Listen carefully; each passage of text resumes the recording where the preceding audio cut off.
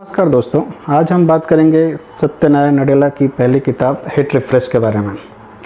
जैसा कि हम जानते हैं, सत्यनारायण नडेला का जन्म भारत में 1967 में हुआ था और आज वो माइक्रोसॉफ्ट के तीसरे सीईओ हैं after Bill Gates and Steve Ballmer. Satyanarayana Nadella ने अपना स्कूलिंग हैदराबाद पब्लिक स्कूल से किया है और इलेक्ट्रिकल इंजीनियरिंग मणिपाल यूनिवर्सिटी से।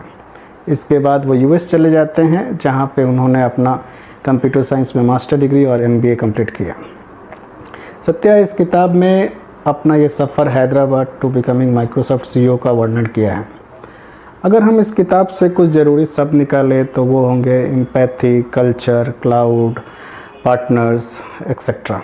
इन शब्दों का वर्णन इस किताब में बहुत बार किया गया है और बहुत इम्पोर्टेंस दिया गया है। ऐसा फील होता है कि इन शब्दों का बहुत ज़्यादा असर सत्या के जीवन पे हुआ है।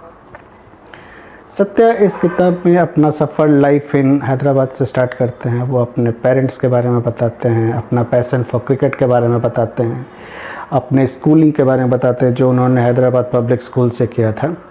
इस स्कूल का भी अपने आप में बहुत बड़ा नाम है। इस स्कूल से एक नहीं बल्कि कई लीडर्स निकले हैं, जैसे शांतनु नारायण एडोबी के सीईओ, अजय बांगा मास्टर कार्ड के सीईओ, प्रेम वाटसा, ऐसे कई सारे लीडर्स। सत्या इस किताब में अपने क्रिकेट के पैशन के बारे में ही बताते हैं। उन्हें बचपन से ही क्रिकेट खेलना बहुत अच्छा लगता था और वो इंडिया लेवल तक भी खेलना चाहते थे। सत्या के अनुसार कोई भी टीम गेम जैसे कि क्रिकेट, फुटबॉल या कोई भी खेलना बहुत ज़रूरी होता है। इससे हमें टीम प्लेयर बनने का मौका मिलता है। सत्या की पहली company Microsoft Sun micro system थी, जहाँ वो as a software developer join किए थे और फाइनली 1992 में वो माइक्रोसॉफ्ट ज्वाइन किए थे। सत्या यहाँ पे बहुत सारे इंपॉर्टेंट प्रोजेक्ट पे काम किए थे और सक्सेस भी पाया। फाइनली उनको माइक्रोसॉफ्ट क्लाउड का रिस्पॉन्सिबिलिटी दिया गया, जिसको वो सक्सेसफुली इम्प्लीमेंट कराए और उसके बाद उनके जीवन में बहुत बड़ा मोड़ आया। सत्या अपने उस घटना के बारे में बताते हैं जहाँ स्टीव बामर ने उनसे कहा था कि शायद ये तुम्हारी आखिरी जॉब हो सकती है। सत्या ये भी बताते हैं कि इतने लंबे समय तक माइक्रोसॉफ्ट से जुड़े रहना उन्हें बहुत मदद किया कंपनी के कल्चर समझने में, उनके रूट समझने में और उस सब को यूज़ करके कंपनी को न्यू हाइट्स तक ले जाने में। सत्या पार्टनरशिप के बारे में ही बात करते हैं और वो बताते हैं कि कभी कभी अपने कंपटीटर से भी पार्टनरशिप करना ज़रूरी होता है एक लंबे के समय के लिए।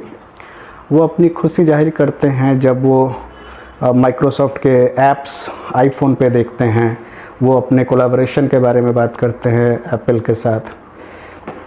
सत्या अपने फैमिली के बारे में भी बताते हैं, अपने बेटे के बारे में, अपने बेटियों के बारे में। एक दिलचस्प घटना सत्या बताते हैं कि कैसे उन्हें अपना यूएस का ग्रीन कार्ड छोड़ना पड़ा ताकि वो अपनी वाइफ अनु को अपने साथ यूएस ट्रैवल करा सकें। सत्या बताते हैं कि उस समय के इमिग्रेशन लॉ के हिसाब से अगर हस्बैंड के पास ग्रीन कार्ड होने से वाइफ को ट्रैवल करना थोड़ा मुश्किल होता था, तो इस कारण वो अपना ग्रीन कार्ड छोड़ देते हैं और H1B के लिए अप्लाई करते हैं। सत्या कई बार बताते हैं कि कोर वैल्यू समझना किसी भी कंपनी के ज़रूरी होता है और उससे अटैच रह के ही कंपनी को नया सक्सेस दिलाया जा सकता है। सत्या फ्यूचर टेक्नोलॉजी के बारे में बात करते हैं, जैसे क्लाउड कंप्यूटिंग या आर्टिफिशियल इंटेलिजेंस या मशीन लर्निंग। उनका कहना है कि इसका बहुत इम्पैक्ट होगा जीवन पे, ह्यूमन पे, बट इसका इम्पैक्ट कब होगा वो तो समय ही बताएगा। सत्या इस किताब में बोथ क्रिकेट के पैशन और टेक्नोलॉजी दोनों को बताते हैं, इसीलिए ये हर वो रीडर जो अपने आप को इससे रिलेट कर पाए उसके लिए बहुत ही अच्छा है।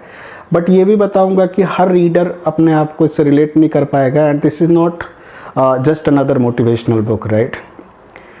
सत्या ये भी बताते हैं कि क्रिकेट से जो उनके जो लर्निंग्स थे वो लीडरशिप स्किल्स सीखने में मिले।